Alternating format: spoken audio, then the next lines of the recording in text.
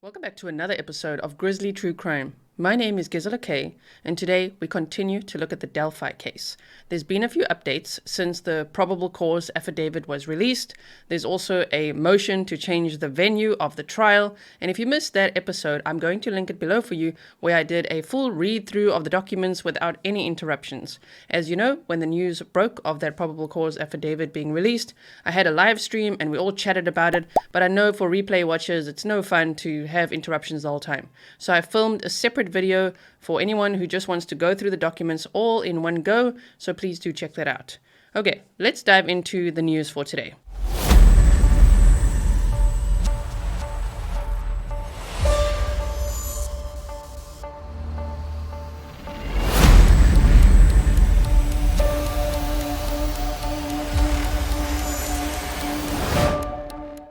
They say clerical error may have led police to overlook Richard Allen in the Delphi case. Oh man, I don't even know what to say about that really. That's very, very unfortunate. They say, Delphi, Indiana, why now? That's one of the biggest questions surrounding the arrest of Richard Allen, who's charged with murdering Abby Williams and Libby German in February 2017.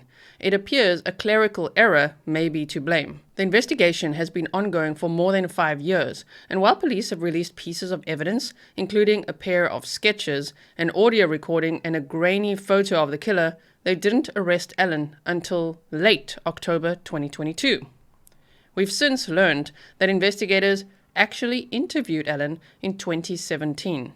He told them he'd been on Monon High Bridge and the Freedom Bridge between 1:30 p.m. and 3:30 p.m.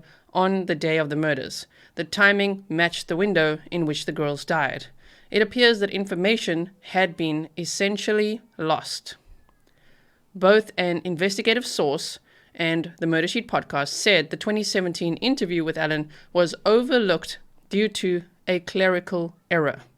Someone mislabeled or misfiled tip information in the system, which means it didn't show up in the correct location during a data search.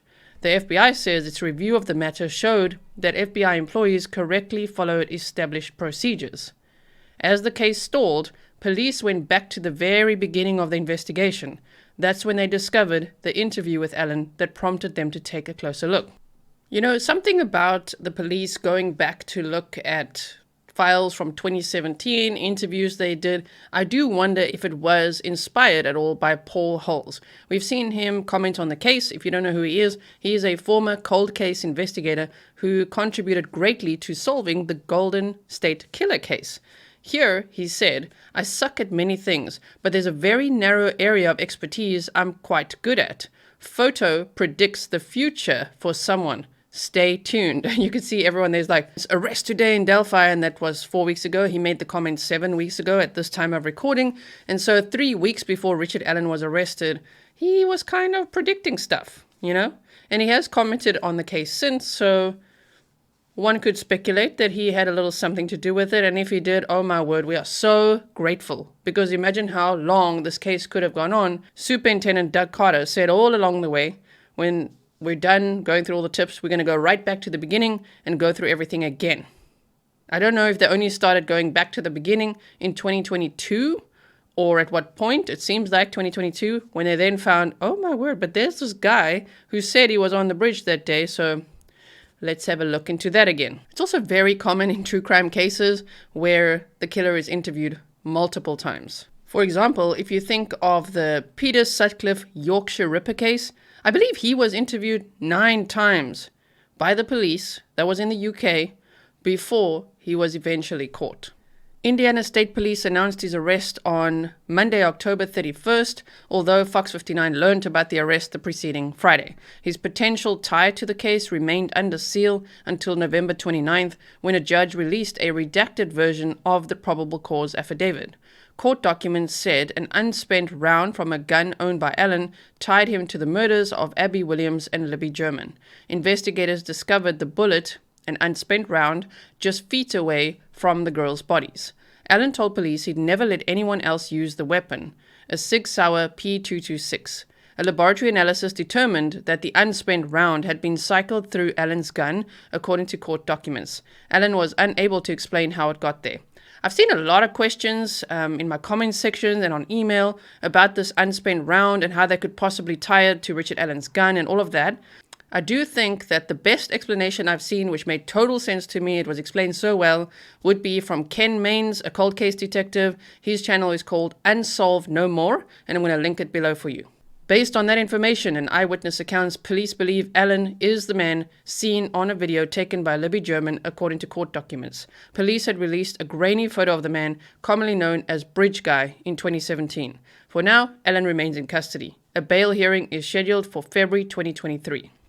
Barbara McDonald from the Down the Hill podcast said on Twitter, Judge sets January 13th, 2023, 10 a.m. hearing to discuss gag order and change of venue motions. So we've got to put that in our calendar as well. If you don't yet follow me on Twitter, and if you're not really a fan of Twitter, believe me, I never used to be, but I'm there and I freaking love it now.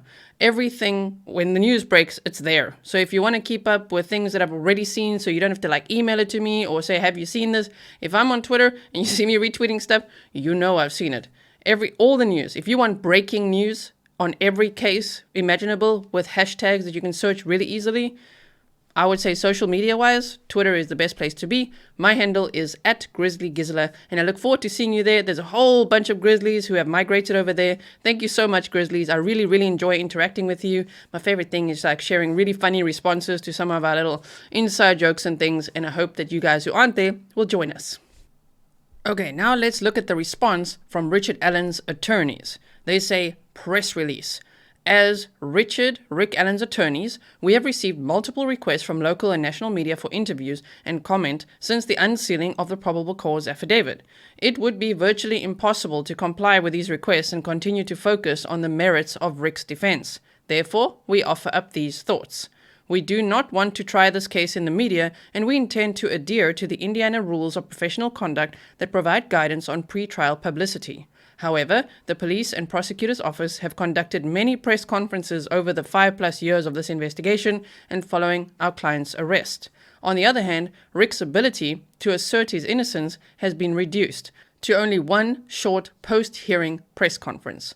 Accordingly, we feel it appropriate, necessary, and within the bounds of our rules of professional conduct to make a few comments concerning the probable cause affidavit and Rick's innocence. Rick is a 50-year-old man who has never been arrested nor accused of any crime in his entire life. He is innocent and completely confused as to why he has been charged with these crimes. The police did not contact Rick after Libby German and Abby Williams went missing. Rather, Rick contacted the police and voluntarily discussed being on the trail that day. Like many people in Delphi, Rick wanted to help any way he could. Rick contacted the police to let them know that he had walked on the trail that day, as he often did. Without Rick coming forward, the police probably would not have had any way of knowing that he was on the trail that day. Rick volunteered to meet with a conservation officer outside of the local grocery store to offer up details of his trip to the trail on the day in question. Rick tried to assist with the investigation and told the police that he did recall seeing 3 younger girls on the trail that day. His contact with the girls was brief and of little significance. Rick does not recall if this interaction with the conservation officer was tape recorded, but believes the conservation officer scribbled notes on a notepad as Rick spoke to him. After Rick shared his information with law enforcement officials, he went back to his job at the local CVS and didn't hear from the police for more than 5 years. The next time Rick heard from the police was in October 2022. This was approximately 2 weeks before a contested sheriff's election and within days of a federal lawsuit filed against the Carroll County Sheriff's Office by its former second-in-command, Michael Thomas. In the lawsuit, Thomas claims that Thomas, had made suggestions and offered assistance in the investigation of a high-profile child homicide investigation, but those suggestions and offers were rejected by the sheriff. Thomas further claimed that the sheriff and others in the department feared the disagreements with Thomas would become publicized as a result of the political campaign for sheriff. Thomas claims in the suit that he was ultimately demoted and replaced by Tony Liggett, who later that year won the 2022 election for sheriff. Furthermore, Thomas claims he was also removed from high-profile cases. Rick was ultimately arrested on or about October 28, 2022. In the 5+ years since Rick volunteered to provide information to the police, Rick did not get rid of his vehicle or his guns and did not throw out his clothing. He did not alter his appearance. He did not relocate himself to another community. He did what any innocent man would do and continued with his normal routine. The probable cause affidavit seems to suggest that a single magic bullet is proof of Rick's guilt. It's a bit premature to engage in any detailed discussions regarding the veracity of this evidence until more discovery is received, but it is safe to say that the discipline of tool mark identification, ballistics, is anything but a science. The entire discipline has been under attack in courtrooms across this country as being unreliable and lacking any scientific validity. We anticipate a vigorous legal and factual challenge to any claims by the prosecution as to the reliability of its conclusions concerning the single magic bullet. On Rick's behalf, we argued to have the PCA unsealed. Rick has nothing to hide. As importantly, we were hoping that we would receive tips that would assist us in proving his innocence. Not surprisingly, we have been inundated with tips from a variety of sources, all of which will be vetted by our team. Although it is the burden of the prosecutor to prove Rick's guilt beyond a reasonable doubt, the defense team looks forward to conducting its own investigation concerning Rick's innocence. We appreciate those that have reached out to support his cause. The prosecutor mentioned at the last hearing his belief that others may have been involved in the killing, yet there was no mention in the PCA about a second suspect involved in the killing. The defense is confused by such discrepancies in the investigation and will be in a better position to respond as more discovery is received. Rick Allen owned a Ford Focus in February of 2017. His Ford Focus is not in any way similar to the distinctive look of the PT Cruiser or smart car that was described by the witnesses. It seemed that the CCSD is trying to bend facts to fit their narrative. At this point in time, we have received very limited information about this case and look forward to having something more to view than that which was offered up in the sparse PCA. Moving forward, it is our intent to scrutinize the discovery as it is received and give the necessary attention to the volumes of tips that we are receiving. To the extent we continue to discover information that points to Rick's innocence, we will offer up this information to the public so long as we are not prohibited from doing so as a result of the recent request by the prosecutor for a gag order or by the Indiana Rules of Professional Conduct. Brad Rosie, that's of course the lead attorney, and the co-counsel is Andrew J. Baldwin, attorneys for Rick Allen. So, let me know what you think about all of this in the comments below. I'd love to read your thoughts. And please make sure that you are subscribed with the bell set because I will be having a live stream very soon with Cop Facts, which is Perry Freeman, a former homicide detective, author, a filmmaker, and he's going to come and talk to us about what's really going on here, what is happening in this case, and I'm sure we are all looking forward to hearing his insight from his level of expertise. If you don't know who Cop Facts is, I'm going to link his channel below so you can check out his channel and the work he's done on the Delphi case and the John Benet Ramsey case and many others as well. So go check it out in the meantime so you can familiarize yourself with a guest that I'm going to have on the show very soon. I'm saying very soon and not an actual date because it depends on when you're watching this. It will be part of the Delphi playlist. Thank you so much for watching. If you enjoy the way that I present true crime, please hit the thumbs up. And if you wouldn't mind sharing this episode as well, hashtag Delphi, hashtag Abby and Libby, hashtag Justice for Abby and Libby, and hashtag Grizzly True Crime. That would be very, very helpful. And if you're on Twitter, if you find me there, I will probably retweet your tweets, especially if you tag me. If you want to hear more about my personal thoughts and opinions and a little bit of snark and things like that behind the scenes, I am having a live stream for members and patrons later. So if you are a member, please check the community tab for the link. And if you are a patron, please check your inbox as well. Thank you so much. Stay safe and I'll see you in the next one.